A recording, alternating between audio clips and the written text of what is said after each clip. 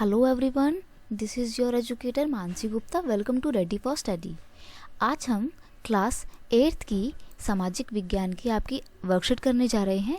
ये आपकी सामाजिक की वर्कशीट राजनीति वाली किताब की है, यानी कि सिविक्स की वर्कशीट है ये आपकी। ठीक है, ये आपकी वर्कशीट नंबर 27 है और इसकी डेट है 3 नवंबर 2021। ठीक है, तो यहाँ पर आपको अपना नाम लिखना है, यहाँ पर आपको अपने टीचर का नाम लिखना है जो आपको सामाजिक विज्ञान यानी कि SST पढ़ाते हैं। ठीक है, तो आज हम आपकी जो राजनीति वाली किताब है उसका एक भाग पढ़ेंगे, भारतीय संविधान के मुख्य लक्षण। ठीक है, कि जो भारत का संविधान है उसमें क्या कौन सी शासन पद्धति को अपनाया गया है। तो भारत में संसदीय शासन पद्धति को अपनाया गया है। अब भारत में संसद होती है ना, जो कानून बनाती है। ठीक है, तो भारत का संविधान अपने सभी नागरिकों को वोट डालने का अधिकार देता है।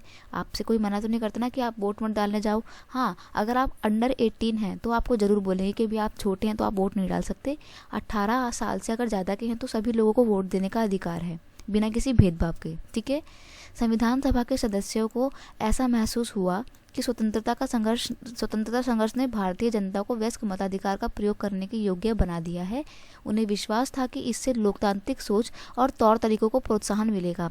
साथ ही जाति, धर्म और लिंग आदि के फर्क पर आधारित असमानता की बेड़ियों को भी तोड़ा जा सकेगा।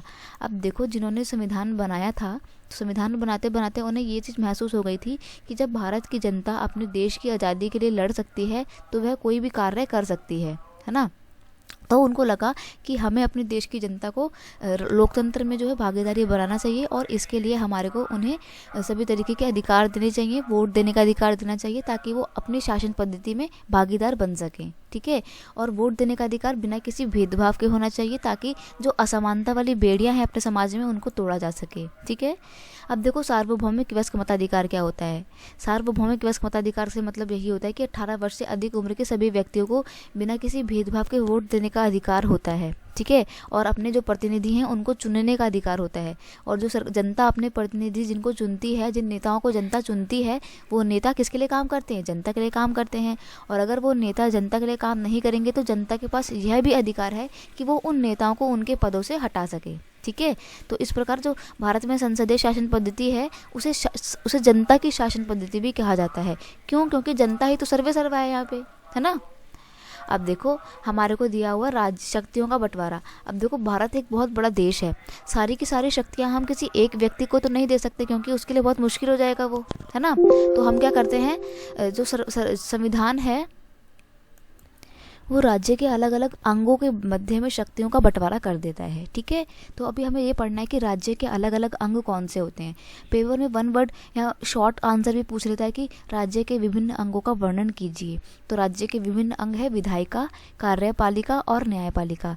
इसको आपको सिर्फ ऐसे याद करना है कि विधायिका जो है समाज के लिए कानून बनाती है। ठीक है, कार्यपालिका जो है उन कानूनों को लागू करती है। ठीक है, और न्यायपालिका का काम ये होता है कि अगर कोई व्यक्ति इन कानूनों को जो विधायिका ने बनाए हैं उनका पालन नहीं कर रहा है तो उसको दंड देती है। ठीक है, तो बस आपको इतना जनरल ऐसे याद रखना है। ठीक है, अब देखो, शक्तियों के दुरुपयोग को रोकने के लिए ही यह प्रावधान किया गया है कि इन सभी अंगों की शक्तियां एक दूसरे से अलग होंगी। अब देखो, आप सोच रहे होंगे कि राज्य ने अलग अलग क्यों बंटवारा किया है। एक तो पहला बात कि भारत बहुत बड़ा देश है, कोई एक व्यक्ति इनको संभाल नहीं सकता। ठीक है, इसलिए राज्य के अलग अलग अंग बांटे गए हैं और राज्य के अलग अलग अंगों को अलग अलग प्रकार की ड्यूटी दी गई हैं। क्यों दी गई हैं? ताकि वो अपना काम अपने क्षेत्र का अच्छे तरीके से कर पाएँ और एक दूसरे के काम में हस्तक्षेप ना करें। ठीक है, ऐसा करने से क्या होता है, ये एक दूसरे के काम में एक दूसरे के काम पे नज़र भी रखती हैं लेकिन फालतू का अड़ंगा भी नहीं पेलती। ठीक है, अगला क्वेश्चन है आपका, मिलान करना है आपको। अच्छा, अब देखो आपको क्या है, क्वेश्चन आंसर आ गए हैं तो मैचिंग करनी है। भारत में वोट देने के लिए न्यूनतम उम्र क्या है? 18 साल। ठीक है, राज्य की कानून बनाने वाली संस्था कौन सी है? कानून कौन बनाता है? विधायिका बनाती है। तो यहाँ पे आपको इस पर टिक कर देना है। राज्य के कानून को लागू करने वाली संस्था कौन सी है? तो वो है कार्यपालिका। और जब कोई लागू ना करे तो कौन काम करता है? फिर करती है न्यायपालिका, दंड देने का काम। ठीक है, चलिए, अब आपके जो क्वेश्चन आंसर है उसके डायरेक्ट आंसर मैंने यहाँ पे अपलोड कर दिए हैं। आप चाहें तो यहाँ से कॉपी कर सकते हैं या फिर इन क्वेश्चन से आइडिया लेके अपने खुद के आंसर भी फ्रेम कर सकते हैं। तो स्टार्ट करते हैं। सार्वभौमिक वयस्क मताधिकार से आप क्या समझते हैं? ये प्रश्न बहुत इंपॉर्टेंट है, बहुत ज़्यादा इंपॉर्टेंट है। 18 वर्ष या उससे अधिक उम्र के सभी वयस्कों को बिना किसी जाति, लिंग, धर्म, नस्ल और रंग आदि के आधार पर वोट देने का अधिकार होता है। अब देखो, किसी भी तरीके का भेदभाव नहीं होता है, इसे ही सार्वभौमिक वयस्क मताधिकार कहते हैं। ठीक है। संसदीय शासन पद्धति जनता की शासन पद्धति है, स्पष्ट कीजिए कैसे।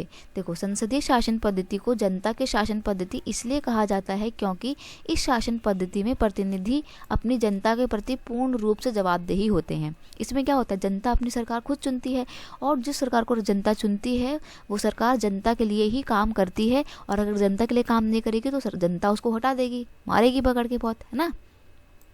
राज्य के प्रमुख अंग कौन कौन से हैं और इनके क्या क्या कार्य हैं, ये बहुत इंपॉर्टेंट है, मैंने आपको बताया था। तो देखो, शक्तियों का बंटवारा कुछ इस तरीके से किया गया है कि राज्य के 3 अंग हैं।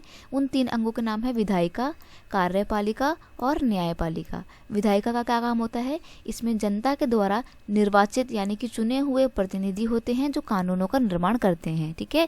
जनता जिन नेताओं को चुनती है वो यहाँ पे बैठ के उन जनता के लिए कानून बनाते हैं। ठीक है। कार्यपालिका यह कानून को लागू करने और शासन को देखने का काम करते हैं। आपके जो राष्ट्रपति, प्रधानमंत्री, वो सब कुछ कार्यपालिका के अंदर ही आते हैं। ठीक है।